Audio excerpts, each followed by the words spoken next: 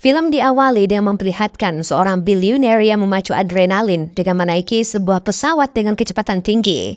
Namun saat dirinya bermanuver tajam, tiba-tiba pesawatnya mengalami kerusakan mesin dan akhirnya 345 Tango.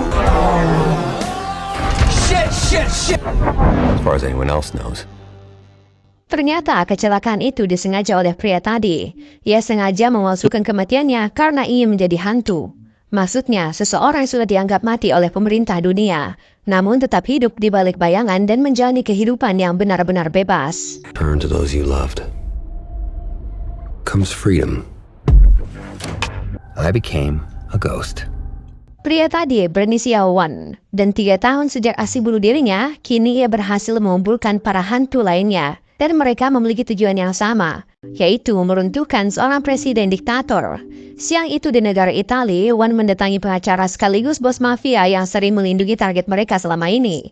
Tujuannya untuk mencari petunjuk yang bisa menuntun mereka ke 4 jenderal ternama dari sang diktator. Tapi karena si pengacara itu tak mau bekerja sama, terpaksa mereka mencongkel bola matanya. See that? That's called skill. No. Cop looking right at us.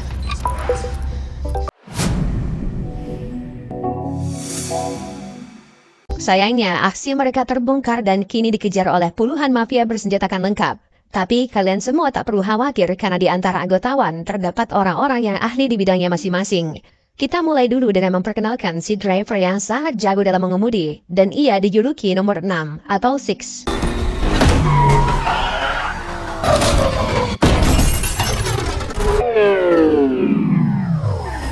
Lalu ada si nomor 2 yang seorang mantan agen CIA. Saat ini ia sedang terluka akibat habis menerima tembakan saat proses kabur tadi. Wanita yang benar-benar ahli dalam spionase dan tak kenal ampun dalam membantai setiap musuhnya.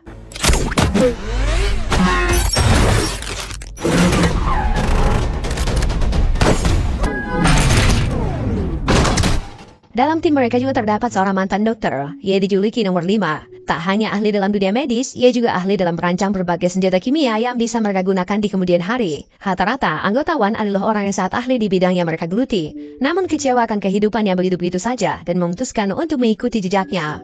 By the way, mereka semua berjumlah 6 orang. Dan kita kembali diperkenalkan anggota tim lainnya yang seorang ahli parkour sekaligus pencuri jenius yang diberikan julukan nomor 4 atau 4. Right over you. Round the corner. Kejar-kejaran belum berakhir. Jumlah mafia yang mengejar mereka seakan tak ada habisnya. Bahkan musuh mengarahkan helikopter untuk memantau pergerakan mereka dari udara. Makanya, untuk mengelabuinya, Six kemudian memiliki ide gila dengan masuk ke sebuah museum dan menjadikannya sebagai jalan pintas. Hang on.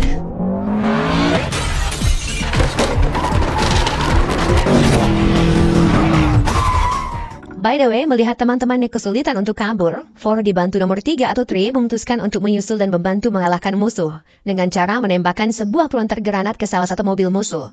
Tapi walaupun berhasil melancarkan serangan tadi, para mafia masih saja muncul dari berbagai arah. Salah satu dari musuh bahkan berhasil menembaki kaca mobil yang mereka kendarai dan membuat Six sulit untuk melihat jalur yang akan mereka lewati. Dan akhirnya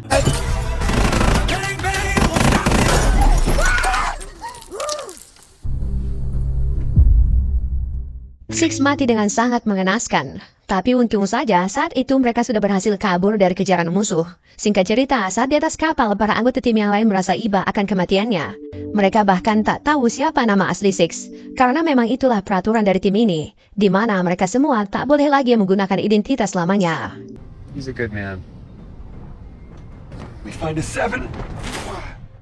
Di lain sisi kita kemudian diperlihatkan seorang sniper bernama Blaine sedang bertugas di wilayah konflik. Saat itu ia sudah akan menembak sebuah mobil yang dicurigai sebagai perangkap musuh. Namun saat dirinya akan melumpuhkan mobil itu, pimpinannya tak kunjung memberikan izin untuk melepaskan tembakan. Hingga akhirnya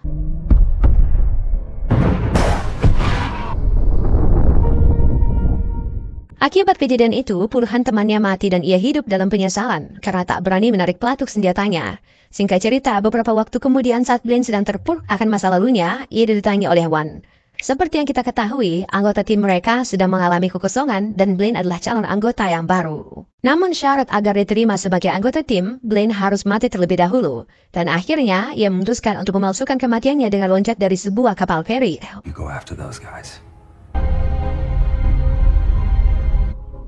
A Beberapa waktu kemudian, Blaine menyaksikan pemakamannya sendiri. Terlihat ada banyak kerabat yang harus ia tinggalkan. Wan bilang, mulai sekarang Blaine hanya akan dikenal sebagai nomor 7 atau Seven. Markas mereka terletak di dalam pangkalan udara yang sudah tak beroperasi.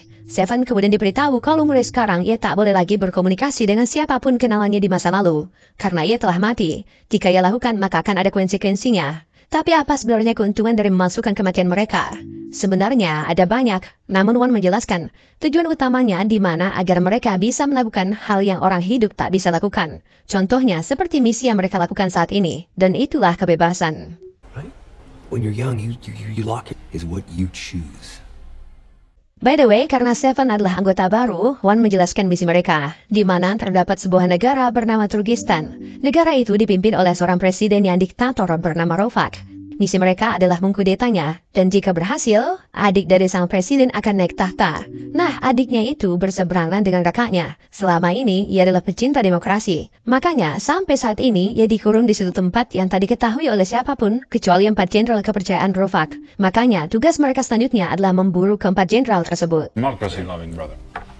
He's the key. Hello to democracy-loving brother. Tapi kenapa Wan sangat ingin melakukan kudeta di negara Turkistan? Untuk menjawab hal itu, film mundur sedikit ke belakang, menceritakan masa lalu dari Wan, di mana sejak kecil ia adalah seorang anak yang jenius, bahkan berhasil membuat terobosan baru di bidang teknologi yang membuat hak ciptanya digunakan semua industri teknologi saat ini. Makanya, sejak muda ia sudah menjadi seorang bilioner. Sebagaimana orang kaya pada umumnya, mereka memiliki lembaga amal sendiri, dan Wan sering turun ke lapangan untuk membantu masyarakat kurang mampu di berbagai belahan dunia. Kebetulan saat itu ia sedang mengunjungi kamp pengungsian masyarakat Turkistan yang berada di perbatasan. Di tengah kunjungannya, tiba-tiba sebuah pesawat tempur menjatuhkan bom maupun gas beracun dan menewaskan ratusan orang. Masyarakat tak bersalah itu dibantai karena dianggap sudah melawan pemerintah yang berkuasa.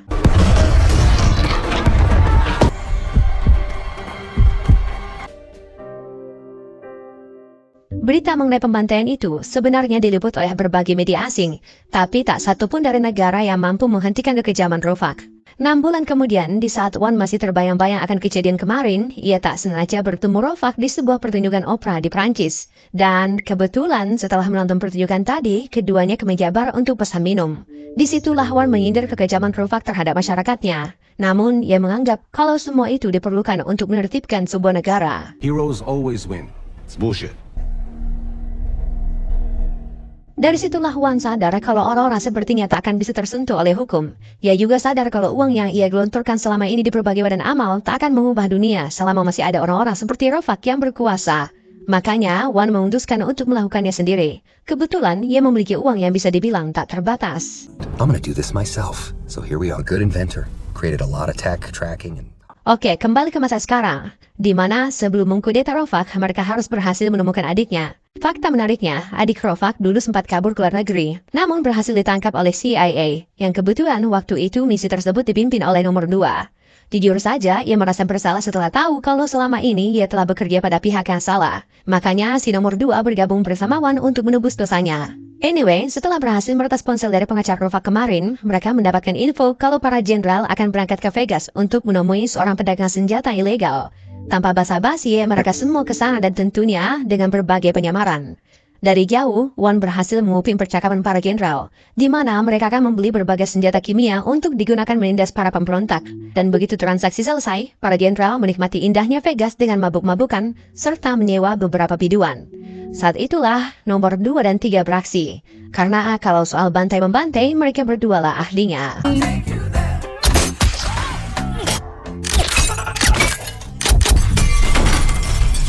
Mereka membantai semuanya kecuali satu orang, di mana ia dipercaya sebagai satu-satunya jenderal yang mengetahui lokasi adik Rofak saat ini. Tak perlu mengancam cukup jauh, si jenderal yang ketakutan langsung memberikan informasi yang mereka inginkan. Dan setelah info itu didapatkan, apakah ia dibebaskan? Tentu saja tidak. Too late. Don't think, talk. 3, 2, 1. Setelah para jenderal kepercayaannya tewas, Rofak langsung mengumpulkan para calon penerusnya. Semua orang yang dianggap akan mendapatkan keuntungan dari kematian para jenderal kemarin langsung ia bunuh, walaupun itu bawahannya sendiri. I don't know who killed me. Sedangkan adik Rovak selama ini ternyata disembunyikan di Hong Kong. Tanpa basa-basi, mereka semua langsung terbang ke sana. Anyway, selama perjalanan menuju Hong Kong, Seven sempat penasaran bagaimana mereka semua bisa menjadi sebuah tim. Four bilang One lah yang merekrut mereka satu persatu. Contohnya dia, waktu itu ia dan teman-temannya sedang berusaha mencuri sebuah perhiasan ternama dari seorang miliuner. Namun di tengah aksinya, Four dikhianati oleh teman-temannya dan membuatnya jatuh dari ketinggian. Whoa, whoa!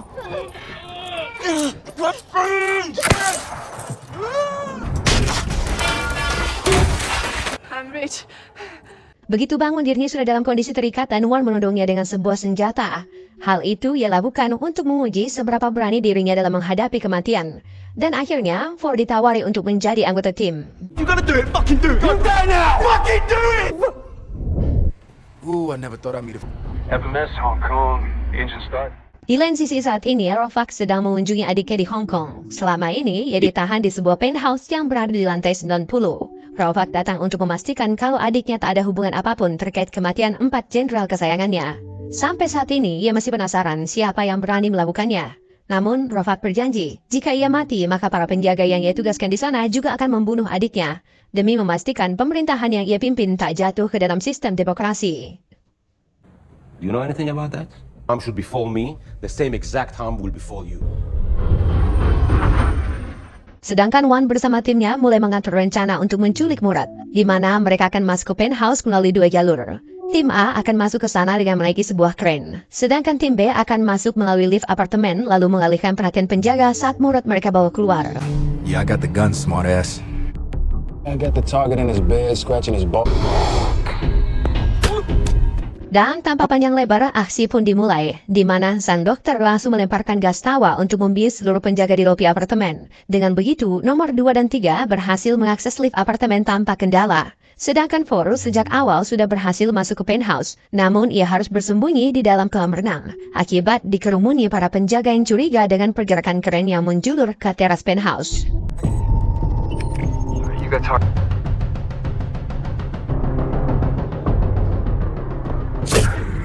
Mr. Seven from now on.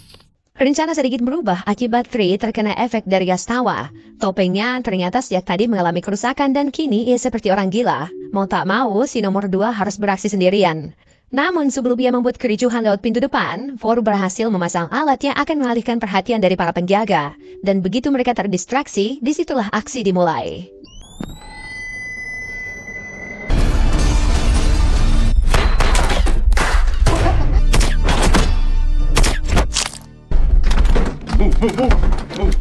Four segera menculik Murad untuk dibawa kabur melalui lift. Tapi rencana itu harus berubah karena penjaga di sana terus berdatangan. Yang tadinya harusnya cuma ada 7 bodyguard, kini mereka harus melawan belasan pasukan tambahan. Di lain sisi, suara gemuruh tembakan membuat polisi tak lama kemudian tiba di lokasi. Kini Murad tak bisa lagi dibawa kabur melalui jalur lift. Belum lagi, si nomor 2 dan 3 kesulitan untuk mengalahkan semua penjaga. Makanya, Seven kemudian terbersit sebuah ide, di mana ia menembaki kaca kolam renang di lantai atas, dan membuatnya pecah hingga menghanyutkan hampir seluruh penjaga yang ada.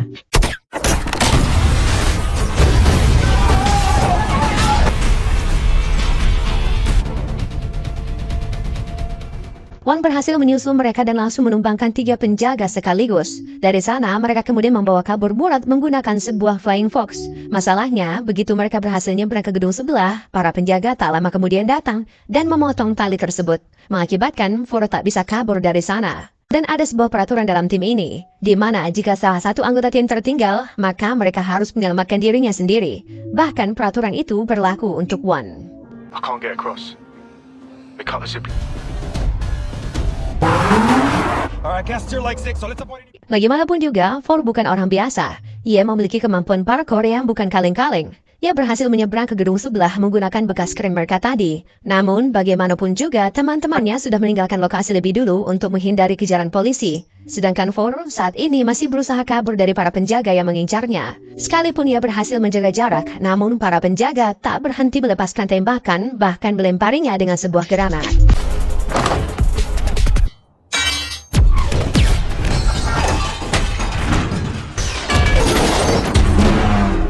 Hingga akhirnya ketika Ford pikir dirinya sudah berhasil lolos dari kejaran musuh, ia kembali diterjang oleh salah satu penjaga, dan Ford kini tak bisa lagi kabur. Di saat itu terjadi, Seven tak tega mendengar temannya dalam kesulitan. Ia pun memaksa seluruh anggota tim untuk berhenti sebentar. Awalnya, Wan menolak, namun akhirnya Seven diberikan waktu singkat untuk menyelamatkan teman mereka. I'm not leaving him behind. We're all we got.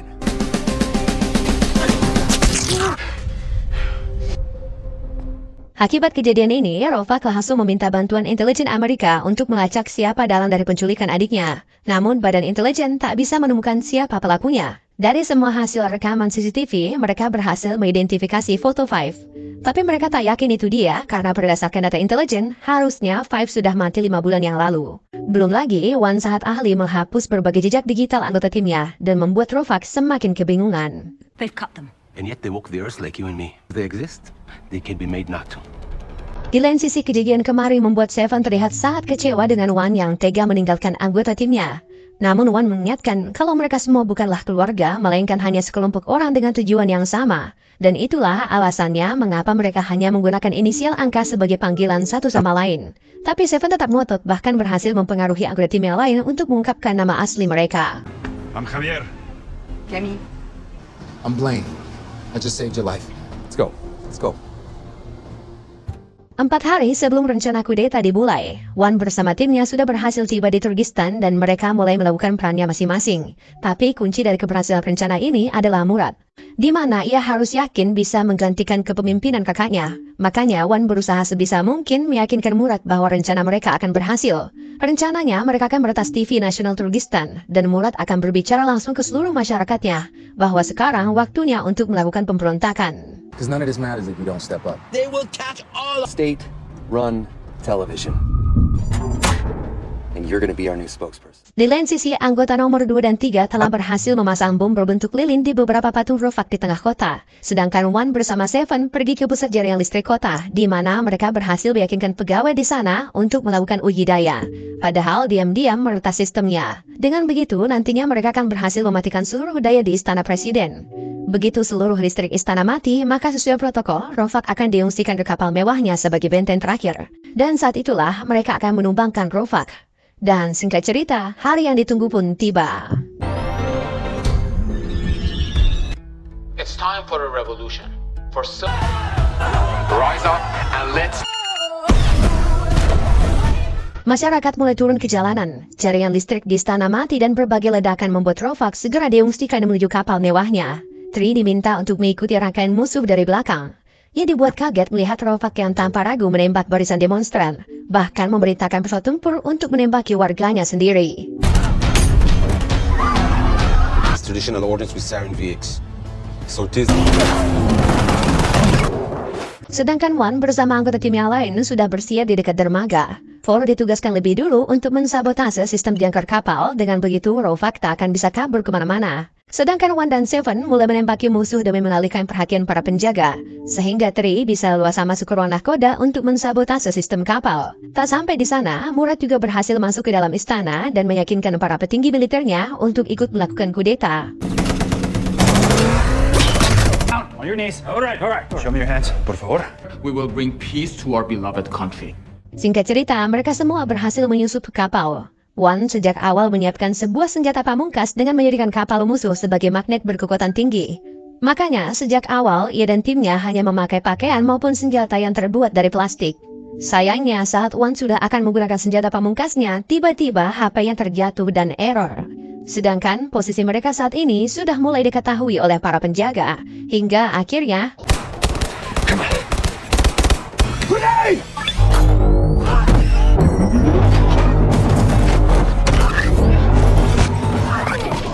Hampir semua penjaga mengalami luka parah akibat teknologi Wan tadi. Bahkan, ia kembali mengaktifkannya ketika harus berpapasan dengan musuh.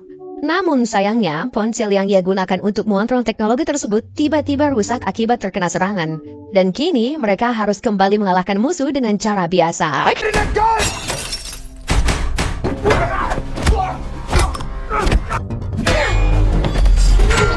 Entah bagaimana bisa, tapi kapal yang mereka naiki mulai bergerak. Makanya, mereka harus berpencar untuk segera menemukan persembunyian Rovak. Di lain sisi, Wan harus bertarung dengan ajudan Rofak yang terkenal paling brutal.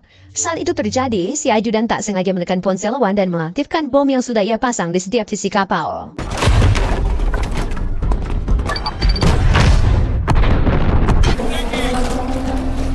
Sebenarnya nomor 5 berhasil menemukan lokasi Rofak, namun ia tak berani menghentikannya karena masih ada beberapa pasukan yang menjaganya. Terlihat ia berhasil kabur dari kapal menggunakan sebuah Sukoci. Di saat yang sama, sejak tadi Ford dikejar oleh beberapa penjaga dan ia dikeroyok habis-habisan. Umumnya, di situasi seperti ini, Wan akan mengutamakan misi mereka, yaitu dengan mengejar Rofak dan melantarkan Ford. Tapi kali ini berbeda. Nampaknya kata-kata Seven kemarin berhasil mengubah pendiriannya. There you are. Tak lama kemudian, sebuah helikopter menjemput Rofak di tengah lautan. Ia terlihat sangat senang karena berhasil kabur. Tapi yang ia tak sadari adalah pilot dari helikopter itu ternyata adiknya sendiri. Sedangkan seluruh pasukan di dalamnya adalah Wan dan kawan-kawannya. Ternyata sebelum menjemput Rofak, tadi Murad sempat singgah di kapal untuk menyelamatkan Wan dan timnya. I was thinking of. Who are you? Misi mereka berhasil, namun pertanyaannya, apa hukuman yang pantas bagi Rofak? Ternyata hal itu sudah mereka pikirkan jauh-jauh hari, di mana ia dibawa ke kamp pengungsian masyarakat yang selama ini ia sakiti. Dari sana, Rofak kemudian dijatuhkan di tengah kerumunan warga yang sudah lama menginginkan keadilan. Kill me here! Kill me here! No! No! Kini negara Turkistan dipimpin oleh Murad. Masyarakatnya bebas menyuarakan pendapat dan tentu saja semua itu berkat sistem pemerintahan yang berseberangan dengan almarhum kakaknya. Di akhir film kita diberitahu alasan sebenarnya mengapa Wan memalsukan kematiannya. Karena ternyata selama ini ia memiliki seorang anak. Wan sadar jika ingin mengalahkan orang-orang paling berbahaya di muka bumi, maka ia harus memastikan orang yang ia sayangi tak terkena dampak dari tindakannya.